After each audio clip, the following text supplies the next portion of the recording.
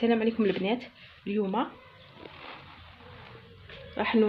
راح نديرو عجينه الرقاق بها ماكله شابه، ماكله بنينه سهله اقتصاديه لكل تبحث على ماكله يعني مميزه للاطفال نتاعها. اول حاجه عندنا هذا العجينه كما كتشوفوا راهي شابه مطاطيه.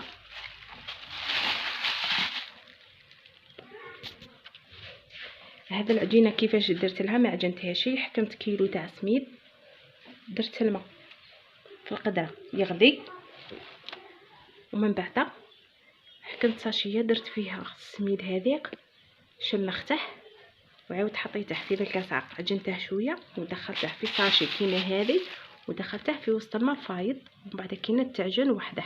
يعني احنا غير درنا لها هكا كما كتشوفوا، وراح نقول لكم واش راح نستعملوا في الوصفه. طلعي ليدي. يعني هنا راح نجيبوا الزيت فوالا كما كتشوفوا، نحطوا فيه يدينا ونديروا بولات صغار. يعني تبعي يعني عطيتك فطور ولا وجبه غذائيه او عشاء يعني لذيذ جدا رائع. كما تشوفي نديروا لها كما هكا، نجيبوا بلا كما هكا وديري فيه ساشيه، هذيك الساشيه تعاونك في العجينه تزيد تنطلق. راح نحكموا نديروا بولات صغار كما قلت لك اختي. من بعد راك تشوفي واش راح نستعملوا في المقادير اللي راح نديروهم في الفطور، يعني وجبه شهيه. يعني كما راكم تشوفوا هنا انا نديروا فيه هذو لي بول، سقميهم هنايا في القصعه. نقول كل مشتركه عندي واللي اشتركوا عندي ربي يحفظكم وربي ينجيكم دنيا واخره ان شاء الله. راح نكملوا كامل هذو لي بول، يعني كثروا لي بول كثروا باش نديروا فطور يعني يقنع كاع العائله كما دارت هكا. يعني كتشوفوا معلقري عجنته بالماء حامي كما قلت لكم بواسطه القدره والساشي كي درنا فيها، وراه شويه قاصح بصح غادي نديروا له الطريقه تخليه يبان خفيف. كما راكم تشوفوا هنايا رانا كملنا لي بول تاعنا، راه درناهم هنا. كاينه اللي تجيها قاصحه هنايا حمي قدره تاع ما حطي فوقها البلا كيما هكا، راح يزيدوا ينطلقوا ويعاونوك في الخدمه. راح نفوتوا المكونات تاعنا. راكي تشوفي هذا زيتون يعني صغرته، وهذا الزيتون كحله اللي قلعت له العلفه تاعه العظم، وهنا فرماج مثلثات ثاني قاسماته، وفرماج رابي فوالا. وهنا كاينه واحد الاستيس شابه للمراه اللي ولادها ما يبغوش ياكلوا هذيك الكابويه اللي تجي حمراء، راني مرابيتها هنا كي تشوفي راهي مرابي. واني دايره شويه بصل قاليته مع هذا اللحم. واللي ما عندهاش اللحم حبت دير لي بول دير لي بول ولا الكفته ولا لي زابه، يعني اي حاجه استعملتيها في المكونات راح تجيك شابه. يعني لا استغنيتي على حاجه تاع زيتون عادي. تبعي معايا الوصفه حتى للاخير باش تنجح لك وتتحصلي على فطور جميل جدا مميز، راح نعطيها لك بالتفصيل. ما تنسونيش بالجيم والاشتراك والبارطاج، وربي يحفظ كل ان شاء الله من ساهم في الاشتراك متابعه القناه. راح نضيفوا لهذا الحشو راح نضيفوا له القليل من التوابل، يعني متكونه من الملح والزعتر، وهذا راس الحانوت راح نضيفوه هنا فوالا ما كتشوفي باش يجي شباب. وهنا راح نجيبوا هذا البلا كما كنتم تشوفوا صغير، راح نديروا له الزيت يعني ندهنوه به. وهنا كذلك يعني عندنا زوج بلاوات راح نكثروا شويه الزيت فوالا كما كتشوفي راح ندهنه نستعملوه. لو كتشوفونا اش راح نديرو هنا عندنا هذا السلوفان راح نديروه على هذا الجفنه باش يساعدنا في الخدمه فوالا. هنا جبنا الحبه تاعنا كما راكم تشوفوا راح نحلوها مع بعض.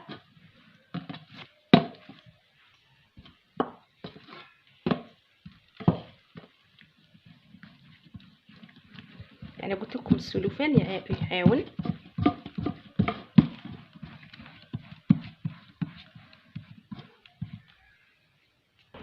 وهنا كما كنتوا تشوفوا الحبه فتحناها كامل، فتحناها يعني منا راح نرقوها ومنا نخلو جهه شويه غليظه.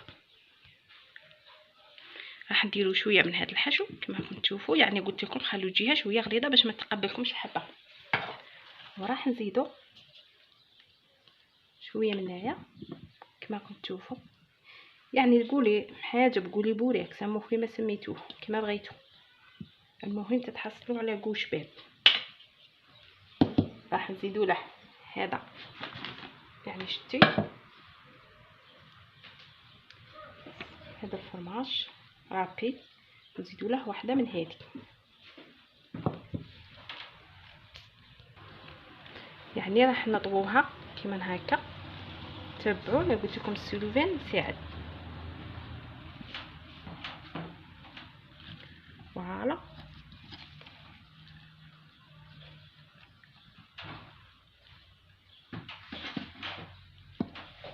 تبعي معايا اختي حتى للنهايه، ما تنسوش تخلوا لي تعليق شباب، ربي يحفظكم.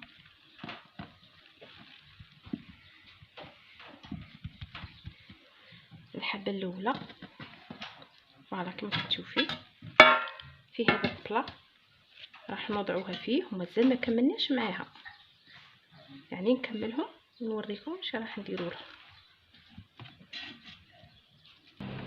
راح نزيدو نحلو الحبه الزاوجه مع بعضنا.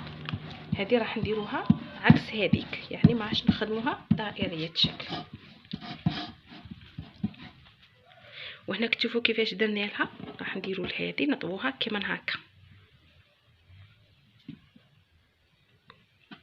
هذه ديري لها هاك طويها كما هكا،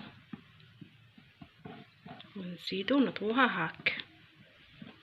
شفتوا اختي المنظر تاعها يعني رائع جدا. ديما نقول لكم خلوا العجينه تجي هكا. راح نكملهم ونوريهم لكم في صحن التقديم.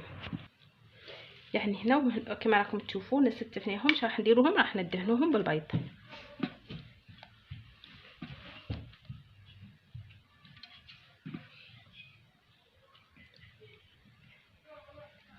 يعني اروح فطور.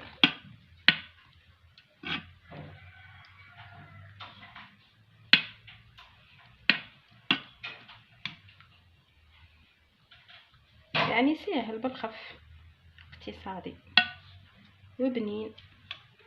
يعني ندهنو هادو دهناهم، راح نزيدو هذه ندهنوهم. الكوشه تاعنا راهي تحمى نحطوهم في الكوشه. وراكم تشوفوا النتيجه النهائيه كيجي شباب يجي شهي ما شاء الله. يعني بصحتكم فطور شباب. راح نقسم معكم الحبه وتشوفوا. يعني راح نقسموها مع بعض نشوفوها كيفاش جا داك الفرماج من الداخل. يعني فوالا شهيتكم ما شاء الله شابه بصحتكم ودعوة خير.